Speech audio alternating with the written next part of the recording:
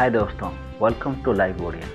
सांग माने जदि मु आपण मानकु कहिबी राइट ब्रदर्सनकर ऐतिहासिक घटना माने उड़ाजाहाजर उड़ान पाखापाखि 8 वर्ष पूर्व भारतर जड़े प्रतिभाशाली साइंटिस्ट उड़ाजाहाजर आविष्कार करदे आपण मैंने मो कथा को विश्वास करें ना, किंतु सांग माने अनेक गुड़िया डॉक्यूमेंट एमती हासिल करी प्रमाण कर 1895 मसीह एक भारतीय साइंटिस्ट ही उड़ाजाहाजर फर्मुला खोजी पाई।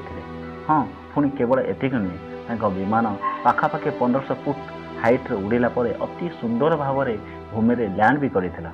किंतु एमिति अविश्वसनीय आविष्कार पर भी भारतर से महान साइंटिस्टर ना इतिहास पृष्ठ कौट हजिगला। हाँ सांग मैंने मु कहूँ आम इंडियन साइंटिस्ट शिवखर बापूजी तालपेड़ विषय जे कि उड़ाजाहाजर स्वप्न कल्पना करी आउ दिन राति अक्लांत परिश्रम पर शेष 1895 मसीह उड़ाजाहाजर आविष्कार ही कर। तो चलतु सांग मैंने ए भिडियो आम मैंने तालपेड़ उड़ाजाहाज आविष्कार कहानी संपूर्ण रूप से जानिबा। तो सांग मैंने ये कहानी आरंभ है 1864 जितेबाला महाराष्ट्र मुंबई रे शिवकर बापूजी जन्म है।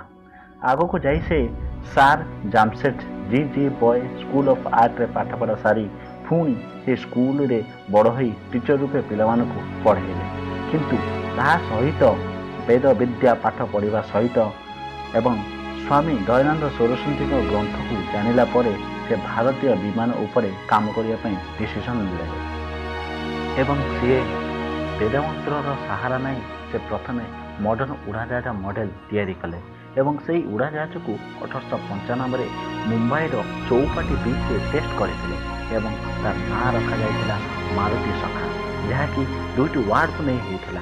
प्रथमटी मारुति जार अर्थ था पवन बा ट्री, अन्यटी सखा मीन सांग बंधु फ्रेंड। आउ सांग माने मारुति सखा बेसिकाली बाउंस रे तैयारी होइतिबा गोटे सिलिंडरिकल स्ट्रक्चर थिला, जहाँ भितर लिक्विड मर्क्यूरी नामक गोटे केमिकल एलिमेंट पशिथिला एवं कह जाउतला कि ए विमान केवल सेतेबेले उड़ी पारिबो जेतेबेले मर्क्यूरी उपरे सूर्य किरण पड़ी हाइड्रोजन गैस रिलीज हबो।